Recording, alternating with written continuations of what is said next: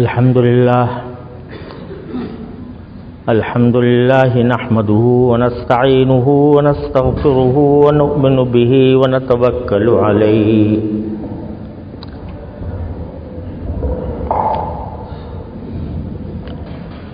ونعوذ بالله من شرور أنفسنا ومن سيئات أعمالنا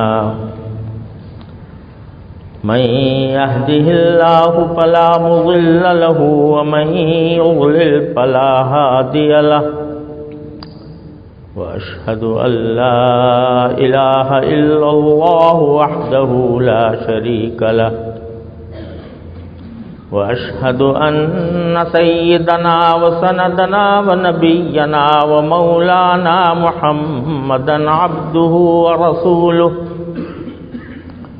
صلى الله تعالى عليه وعلى آله وأصحابه وبارك وسلم تسليما كثيرا أما بعد فأعوذ بالله من الشيطان الرجيم بسم الله الرحمن الرحيم لقد كان لكم في رسول الله أسوة حسنة لمن كان يرجو الله واليوم الآخر وذكر الله كثيرا آمنت بالله صدق الله مولانا العظيم وصدق رسوله النبي الكريم ونحن على ذلك من الشاهدين والشاكرين والحمد لله رب العالمين.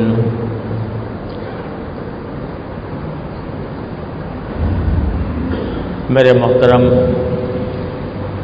بزرگوں، دوستوں اور بھائیوں، السلام علیکم ورحمۃ اللہ تعالی وبرکاتہ.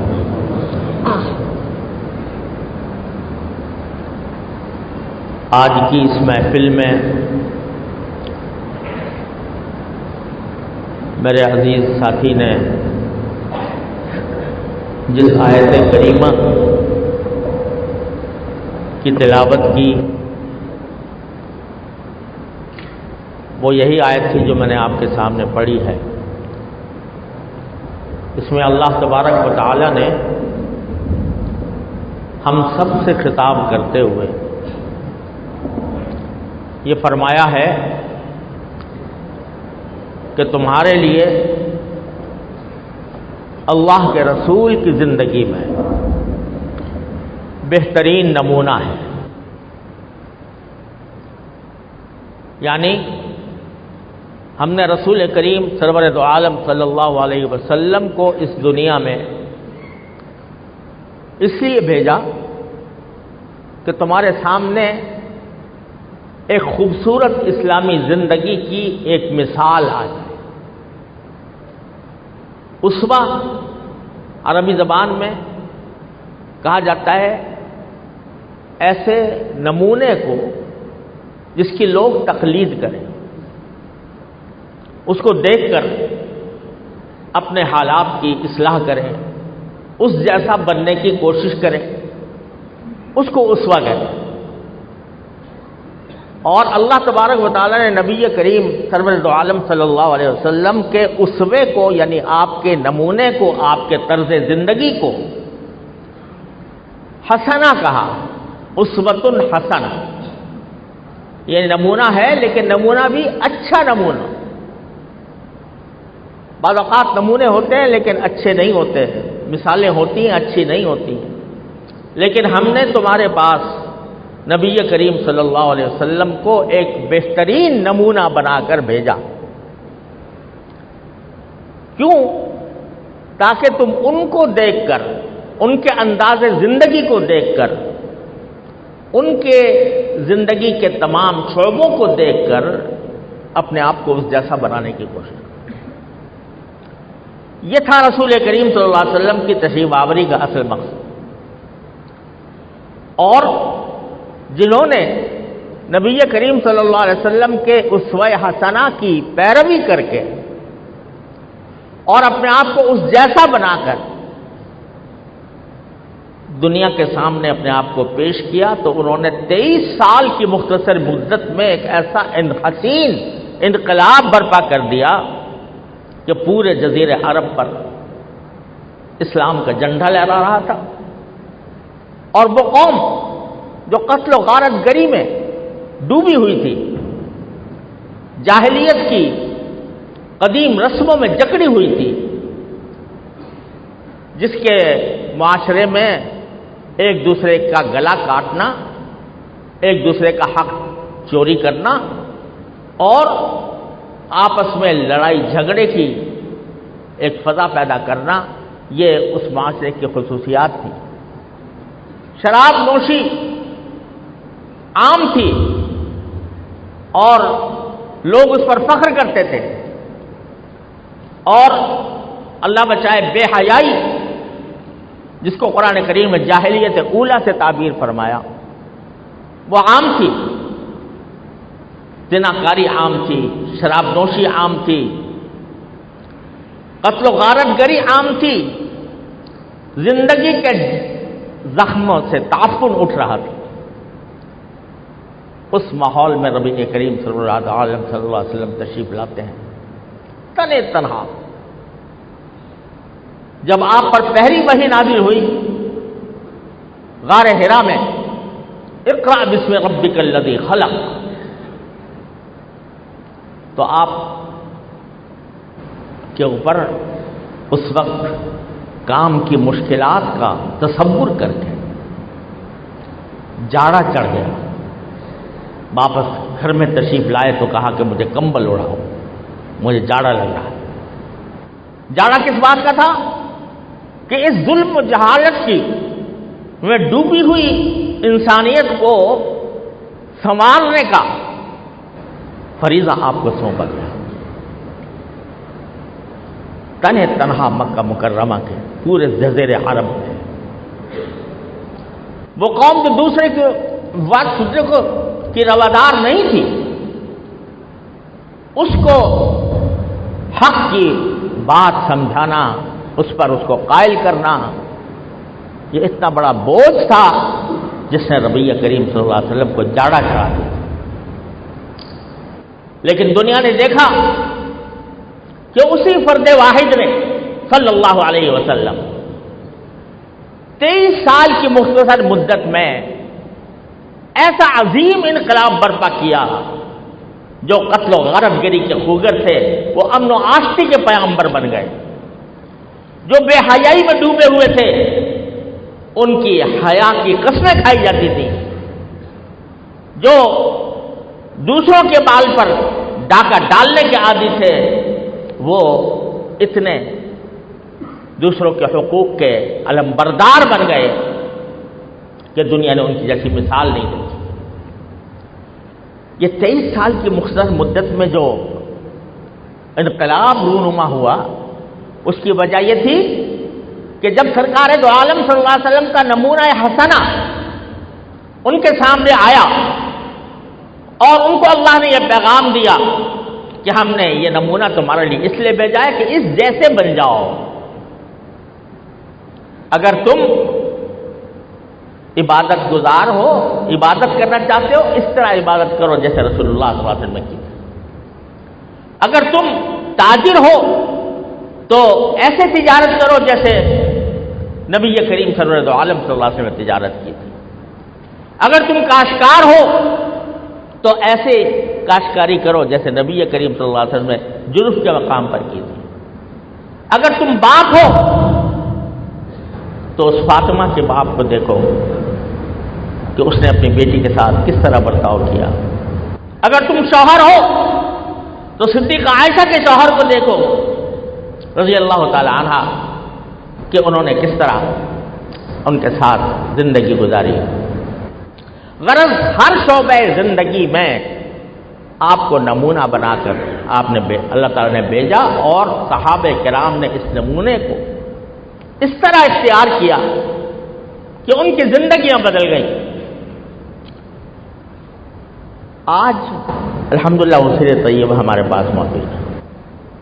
ہم پورے اعتماد کے ساتھ یہ کہہ سکتے ہیں کہ سرکار دو عالم صلی اللہ علیہ وسلم کی زندگی کا ایک ایک لمحہ اور ایک ایک گوشہ اس طرح محفوظ ہے کہ دنیا کی کوئی قوم اپنے مذہب اور اپنے دین کی ایسی مثال پیش نہیں کرتی۔ لیکن جب ہم اپنی حالت پر نظر ڈالتے ہیں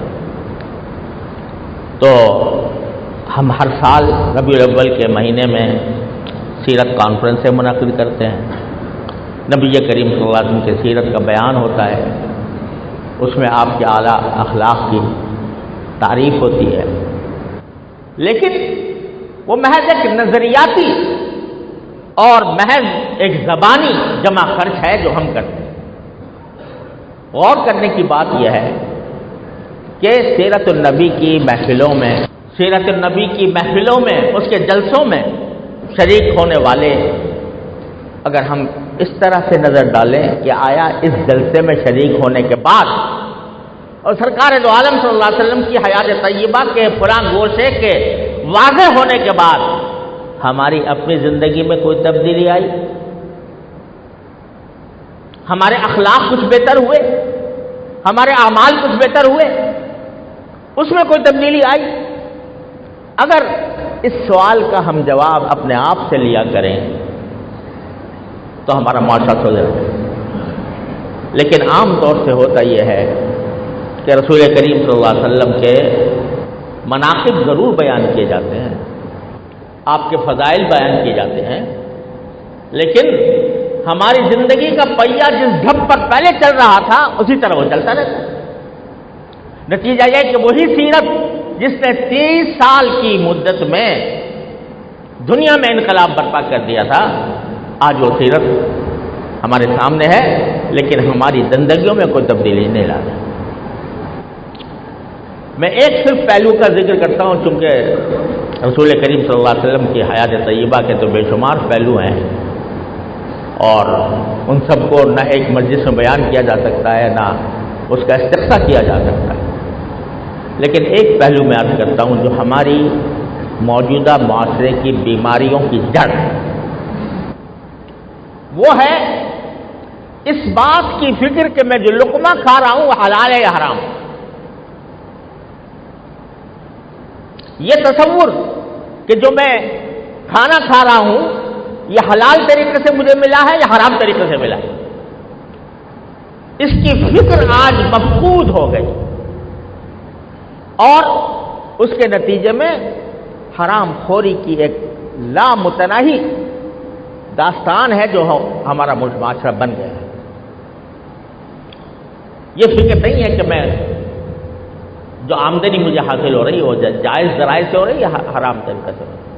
آج ہم کہتے ہیں کہ بھئی صبح شام ہم دعائیں کرتے ہیں، اے اللہ ہمارے ملک کے حالات کی اصلاح کر دے، اے اللہ ہمارے عالم اسلام کے حالات کی اصلاح کر دے، اے اللہ ہماری قوم کو، ملت اسلامیہ کو سربلند فرما، لیکن دعائیں قبول نہیں ہو رہی۔ دیکھو جہاں جہاں مسلم ممالک آباد ہیں کیسی مصائب و آلام کا شکار، خود ہمارے ملک کو دیکھو اللہ نے کیسے خزانے ہمیں عطا فرمائے، ہمارے ملک کے اندر اللہ تبارک و تعالیٰ نے وہ وسائل عطا فرمائے ہیں جو شاذ و نادر کسی ملک میں ہوتے ہیں۔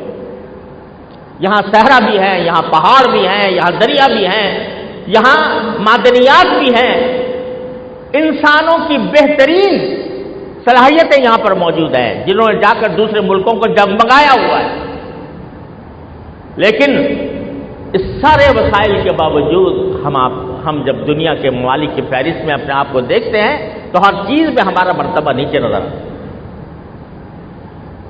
شام میں کس طریقے سے خون بہ رہا ہے مسلمانوں کا، فلسطین میں کیسے بہ رہا ہے، کشمیر میں مسلمانوں پر کیا گزر رہی ہے، بھارت کے مسلمانوں پر کیا گزر رہی ہے، لیبیا میں کیا ہو رہا ہے، مصر میں کیا ہو رہا ہے، یمن میں کیا ہو رہا ہے۔ فتنہ و فساد کی آگ ہے جو بڑھتے ہوئے ہیں۔ کیوں؟ دعائیں، عمرے کو لوگ جاتے ہیں ملتزم کا خانہ کعبہ کا غلاف پڑھ کر دعائیں کرتے ہیں، یا اللہ ہمارے ملک کے حالات درست کر دیجیے، یا اللہ ہمارے عالم اسلام کے مسائل کو حل فرما دیجیے۔ سب بڑے ذوق و شوق سے عمرے کرتے ہیں، حج کو جاتے ہیں، خانہ کعبہ کی زیارت کرتے ہیں، پردے پکڑ پکڑ کر دعائیں کرتے ہیں، مگر حالات میں تبدیلی نہیں آ رہی۔ کیوں؟ اس لیے نہیں آ رہی کہ قرآن نے یہ بات کہی تھی ان اللہ لا یغیر ما بقوم حتی یغیروا ما بانفسہم، کہ کسی قوم کی حالت کو اللہ تعالیٰ اس وقت تک تبدیل نہیں کرتا جب تک کہ وہ قوم خود اپنے آپ کو بدلنے کے لیے تیار نہ ہو۔ خدا اقبال نے اسی قرآن کریم کے مفہوم کو ادا کیا ہے کہ خدا نے آج تک اس قوم کی حالت نہیں بدلی نہ ہو جس کو خیال اپنی حالت خود بدلنے کا۔ اور ایک حدیث میں رسول کریم صلی اللہ علیہ وسلم نے ارشاد فرمایا کہ بہت سے لوگ ایسے ہوتے ہیں کہ اللہ تبارک و تعالیٰ کے حضور عاجزی کے ساتھ گڑ گڑا کر دعائیں کرتے، یا رب ایسا کر دے، یا رب ایسا کر دے۔ یہ الفاظ رسول کریم صلی اللہ علیہ وسلم یقول یا رب اے میرے پروردگار ایسا کر دے، اے میرا پروردگار ایسا کر دے۔ اور کیسے لوگ ہوتے ہیں؟ اشعث اغبر، کہ وہ ان کے بال بکھرے ہوئے ہیں، عاجزی کے ساتھ، درماندگی کے ساتھ، عاجزی کے ساتھ گڑ گڑا کر پروردگار کو پکارتے ہیں، اے رب ایسا کر دے، اے رب ایسا کر دے۔ دعائیں تو یہ کر رہے ہیں بڑے عاجزی سے گڑ گڑا کر، لیکن ان کا حال یہ ہے کہ مطعمہ حرام وملبسہ حرام ولحمہ غذی بالحرام۔ دعائیں تو کر رہے ہیں لیکن ان کا کھانا حرام، ان کا لباس حرام، ان کا گوشت حرام آمدنی سے ابھرا ہے۔ فَأَنَّىٰ يُسْتَجَابُ لَهُ الدُّعَاءُ، تو رسول کریم صلی اللہ علیہ وسلم فرماتے ہیں بتاؤ ایسے آدمی کی دعا کیسے قبول ہے؟ اللہ کے سامنے گڑ گڑا رہا ہے، یا اللہ میری پریشانی دور کر دیجئے، میرے حالات کو بدل دیجئے، لیکن اس کو یہ فکر نہیں ہے کہ میں جو کھانا کھا رہا ہوں وہ حلال ہے یا حرام، میں جو لباس پہن رہا ہوں وہ حلال ہے یا حرام، میرا گوشت جو بن رہا ہے وہ حلال آمدنی سے بڑھ رہا ہے یا حرام آمدنی سے بڑھ رہا ہے، اس کی فکر نہیں۔ تو پھر کیسے رسول کریم صلی اللہ علیہ وسلم فرمانے فَأَنَّىٰ يُسْتَجَابُ لَهُ الدُّعَاءُ، اس کی دعا کیسے قبول ہو؟ تو آج ہمارا سب سے بڑا مرض، سب سے بڑی بیماری یہ ہے کہ ہم رزق حلال کی اہمیت کو بھول چکے ہیں۔ جگہ جگہ رشوتوں کا بازار گرم ہے، جگہ جگہ رشوت کی آمدنی سے لوگوں کی پرورش ہو رہی ہے، ان کا گوشت رشوت کے حرام مال سے بڑھ رہا ہے، اور اس کی کوئی فکر نہیں ہے۔ پیسہ آنا چاہیے، کسی بھی طرح ہو پیسہ آنا چاہیے، حلال سے ہو یا حرام سے ہو۔ دفتروں میں جا کر دیکھیے کیا حال ہے کہ وقت کی پابندی نہیں، تنخواہ پوری وصول کی جا رہی ہے، اپنا حق وصول کرنے کے لیے تو مظاہرے بھی ہیں، احتجاج بھی ہیں، ہڑتالیں بھی ہیں، لیکن میں آیا اپنا حق پورا دے رہا ہوں کسی کو یا نہیں دے رہا، اس کی فکر نہیں آئی۔ یاد رکھیے قرآن کریم میں فرمایا وَيْلٌ لِّلْمُطَفِّفِينَ الَّذِينَ إِذَا اكْتَالُوا عَلَى النَّاسِ يَسْتَوْفُونَ وَإِذَا كَالُوهُمْ أَو وَّزَنُوهُمْ يُخْسِرُونَ۔ بڑا افسوس ہے ان لوگوں پر، یہ عذاب ہے ان کے اوپر جو ناپ تول میں کمی کرتے ہیں، جب اپنا حق لینے کا وقت آتا ہے تو پورا پورا لیتے ہیں، اور دوسرے کو حق دینے کا وقت آتا ہے تو ڈنڈی مار جاتے ہیں۔ یہ صرف سودے کے ناپ تول کے لیے نہیں ہے بلکہ ہماری زندگی کے ہر شعبے میں۔ اگر میں ایک جگہ کا ملازم ہوں، 8 گھنٹے کی میری ڈیوٹی ہے، اگر میں اس میں سے 10 منٹ بھی کم کرتا ہوں تو یہ ناپ تول میں کمی کے اندر آتا ہے، اور اس کے نتیجے میں میری تنخواہ اس حد تک حرام ہو جاتی ہے جس حد تک میں نے صحیح وقت نہیں دیا۔ ہمارے ہاں مدارس میں یہ نظام ہے کہ اگر کوئی شخص دیر کرتا ہے ڈیوٹی میں تو وہ خود رضاکارانہ طور پر اپنی تنخواہ کٹواتا ہے، اور ہمارے اکابر کا یہ ایک عظیم سلسلہ اسی کے اوپر چلتا رہا. لیکن یہاں تک کہ جو ڈیوٹی کے اوقات ہیں، 8 گھنٹے کی ڈیوٹی اگر کسی جگہ ہے، اس ڈیوٹی کے اوقات میں کوئی شخص اپنا کام چھوڑ کے تلاوت کر رہا ہے، حرام ہے اس کے لیے. تلاوت قرآن بڑا عظیم ثواب کا کام ہے، لیکن کسی کا حق مار کر نہیں، کسی کی ڈنڈی مار کر نہیں. اپنا اگر کوئی عبادت بھی کر رہا ہے اس وقت میں تو وہ اس کے لیے حرام ہے، اس لیے کہ وہ 8 گھنٹے کا وقت اس کا بک چکا، اس کو پورا دینا چاہیے. تو یہ چیز ہے جو در حقیقت ہمارے معاشرے کو گھن کی طرح کھا رہی ہے. حرام خوری، ناجائز طریقے سے آمدنی حاصل کرنا. رسول کریم سرور دو عالم صلی اللہ علیہ وسلم نے فرمایا کہ طلب کسب الحلال فریضۃ بعد الفریضہ، حلال طریقے سے کمانا یہ نماز و روزے کے فرائض کے بعد یہ سب سے بڑا فریضہ انسان کے لیے کہ وہ حلال طریقے سے کمائے. اس کی فضیلت ہے.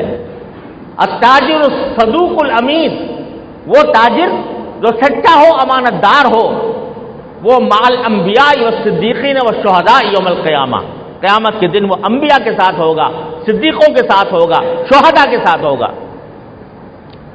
لیکن اگر وہ خیانت کرے، لوگوں کے حقوق مارے یا ناجائز طریقے سے آمدنی حاصل کرے تو فرمایا کہ التجار یحشرون یوم القیامت فجارا، تاجر لوگ قیامت میں فجار بنا کر اٹھائے جائیں گے، بدکار بنا کر اٹھائے جائیں گے، جو ناجائز طریقے سے اپنی آمدنی حاصل کر رہے ہیں. تو میرے بھائیوں اور دوستوں، میں عرض یہ کرنا چاہتا تھا کہ رسول کریم صلی اللہ علیہ وسلم کا اسوہ حسنہ یہ اس کا زندگی کا وظیفہ بنانا چاہیے. اس کو اس کے ایک گوشے کو واقعتاً ہم اپنی زندگی کے لیے مشعل راہ بنائیں.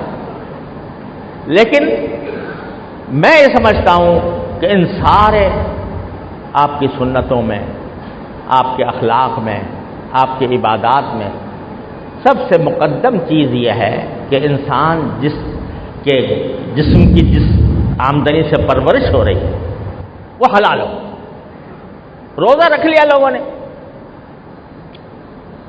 روزہ رکھ لیا رمضان میں، روزہ تو اللہ کے لیے رکھا اور افطار کر رہے ہیں حرام کی آمدنی سے، افطار کر رہے ہیں رشوت کی کمائی سے، افطار کر رہے ہیں ڈنڈی مار کر، لوگوں کا حق غصب کر کے.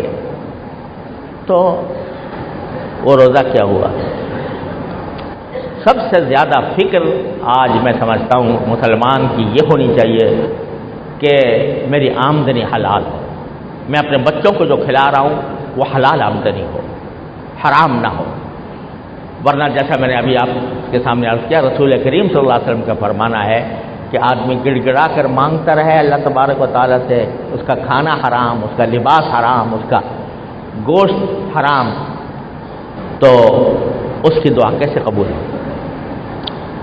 اگر یہی ایک پیغام ہم آج کی محفل میں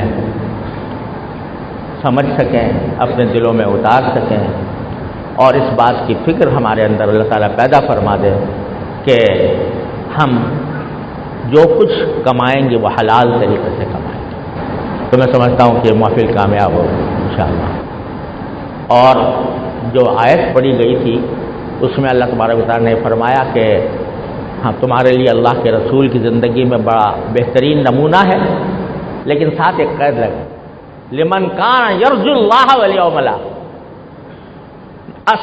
بہترین نمونہ اس کے لیے ہے جو اللہ سے لو لگائے ہوئے ہو اور یوم آخرت یعنی آخرت کا اس کے دل میں دھیان ہو کہ ایک وقت مجھے اللہ کے سامنے پیش ہونا، پتہ نہیں کس وقت موت آ جائے، ایک وقت مجھے اللہ کے سامنے پیش ہونا ہے اور مجھے اپنی ایک ایک حرکت، نقل و حرکت کا جواب دینا ہے، زبان سے نکلے ہوئے الفاظ کا جواب دینا ہے، اپنی کمائی کا جواب دینا. حدیث میں آتا ہے کہ रसूल करीम सल्लल्लाहु अलैहि वसल्लम फरमाया कि इब्न आदम उस वक्त तक आगे नहीं बढ़ सकेगा क़यामत के दिन जब तक कि 4 सवालों का जवाब न दे। एक सवाल ये होगा कि तुम्हें जो आमदनी तुम्हारे हासिल हुई वो कहाँ से तुमने हासिल की और काहे में खर्च की, ये सवाल होगा। पूरा डाटा सामने होगा, बालिग होने से लेकर मरने तक जो कुछ कमाया एक एक पाई का हिसाब मौजूद है अल्लाह तबारक व तआला के पास, पूरा डाटा मौजूद है। अगर आज कंप्यूटर डाटा महफूज कर लेते हैं तो अल्लाह तबारक व तआला ने कब से ये इंतजाम फरमाया, वो डाटा महफूज है। जवाब देना होगा ये जो तुमने 1000 रुपये कमाए थे ये कहाँ से आए। आज एहतसाब का बड़ा चर्चा है, लेकिन वो एहतसाब ऐसे अदालत का होगा जिसके पास जुल्म का गुजर नहीं।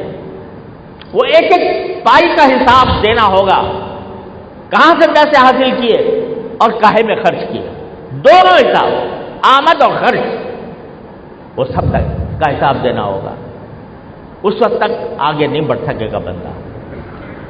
आज अल्लाह ताला हमारे दिलों में ये फिक्र पैदा फरमा दे, ऐ अल्लाह हमारे दिलों के जरिए फिक्र पैदा फरमा दे, हलाल और हराम की तमीज़ हमारे दिलों में पैदा फरमा, अल्लाह ताला के सामने जवाबदेही का एहसास हमारे दिलों में पैदा फरमा।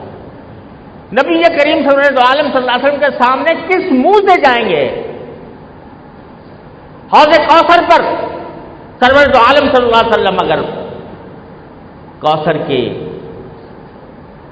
नहर से पानी पिला रहे होंगे, किस मुंह से जाएंगे अगर हम हराम खोरी में मुब्तला हैं? तो अल्लाह तबारक व तआला अपने फजल व करम से हमें इसकी तौफीक अता फरमाए। ऐ अल्लाह अपने फजल व करम से हमें नबी करीम सरवर दो आलम सल्लल्लाहु अलैहि वसल्लम की सुन्नतों पर, आपकी सीरत पर, आपके अखलाक पर, आपके आदात पर, आपके अहकाम पर अमल पैरा होने की तौफीक अता फरमा दे। व आखिर दावाना अल्हम्दुलिल्लाह।